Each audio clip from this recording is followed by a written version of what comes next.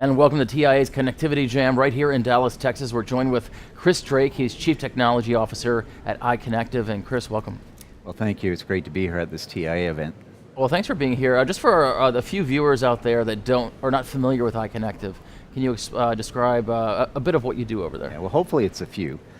We have been in the communications sector for over 30 years, initially coming out of AT&T divestiture, and we ran with the name Bellcore for quite a long time, where we built up a reputation for solving very complicated problems.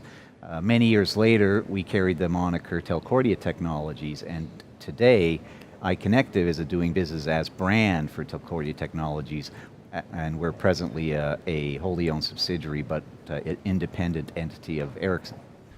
Chris, you talked earlier about some security breaches, security incidents, not only on the consumer side, but on the public sector side as well. Can you break down maybe a few of those incidents and maybe one that's more recent?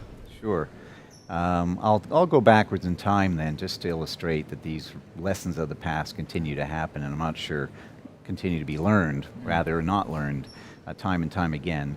Very recently, a security assessment of a variety of power utility, smart grid companies. It was found that the smart meters in the residences were visible to multiple different utilities. They would have no business having access to those smart meters. Who knows who else could get access to those meters if multiple companies could do so. 18 months prior to that, we saw the Jeep Cherokee breach in mid-2015, where through the infotainment system, they could get at braking and steering and transmission controls from remote, great a distance as they would care to avoid detection. Those were two cases of proactive assessment. 18 months even prior to that, we know of the famous Target breach in late 2013, which was probably the most expensive breach, costing hundreds of millions in sort of reparation and recovery efforts. That was caused by getting into the weakest point on the system, which was the third-party invoicing for supply chain, but it allowed them to get into point-of-sale devices in all of the stores, and they exfiltrated millions and millions of records there, that being a more malicious case. But these things just continue to happen, and fundamentally they're the same issue of fundamental network segmentation, where getting into, say, back office finance and payment systems should have nothing to do with getting into front office customer-facing point of sale and things of that nature, or infotainment letting you get into critical controls of a moving car. So of course, and correct me if I'm wrong, but part of your core competency over at iconectiv is IoT, identity and authentication. What are the challenges right now that you're seeing there? Yeah, absolutely, and to be clear, in order to establish trust in all the participating components, devices, applications in the cloud, you need to identify them uniquely, and you need to authenticate that identity so nobody can come in as a counterfeit and impersonate that, or no one can come in and breach that device and take it rogue. As we know, the internet went offline for many hours late last year because of connected cameras and DVRs that were conscripted into a botnet army. That came fundamentally from weak passwords that the users had left in those devices. If you have identity and secure authentication, then you can avoid that kind of a threat. Of course, all of these areas that you're describing are extremely complex and don't seem to be any less complex if I were to talk to you a month from now. How do you make this more simplified for IoT service providers out there?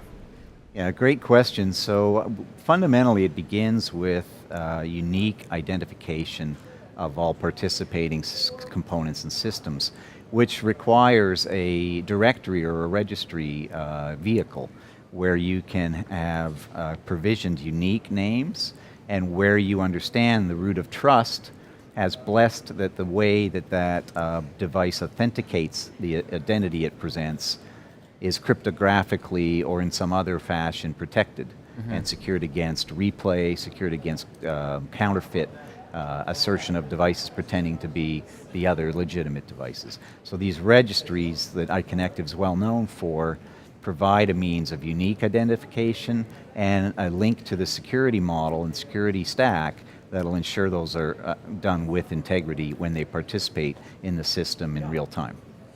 Chris, just to wrap up, I noticed earlier you said that sort of on the heels of these security breaches, that lessons are not being learned. I sort of caught that. Yes. Why stress that?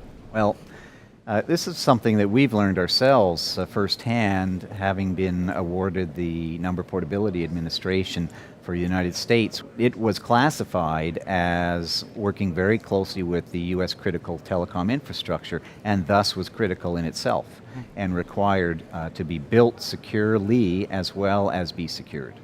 Building something securely is not the same as running a system that is secure. That leaves all kinds of attack vectors or vulnerabilities in your supply chain as you create this product and launch it that can be exploited by adversaries. And then as the system runs, of course, you wish to protect your, what we call your attack surface, or the perimeter of all things that connect into it. So we learned some very hard lessons, and we've really upped our game in building secure products, but also building them securely, which we see firsthand not happening in the Internet of Things. This is this would be a scarce skill, I would say, amongst innovators and their software engineers. This is not a typical thing that they attend to, and yet we have to recognize that the world is a much more hostile place than it was 10 years ago. We have nation states, we have organized crime, we have hacktivists and mischievists, and everything is under attack, everything is being probed that's on the internet a million times a day, looking for the next weakness to be exploited. So you have to build things securely and secure them when you deploy them, and this is something that there's a lot of work to be done and a lot of, say, training and education required across the industry working in the Internet of Things. I know there's many members of TIA that rely on iconectiv to protect their applications, protect their solutions as well. So we appreciate that, Chris, and it's good talking to you again. Very good, thank you so much.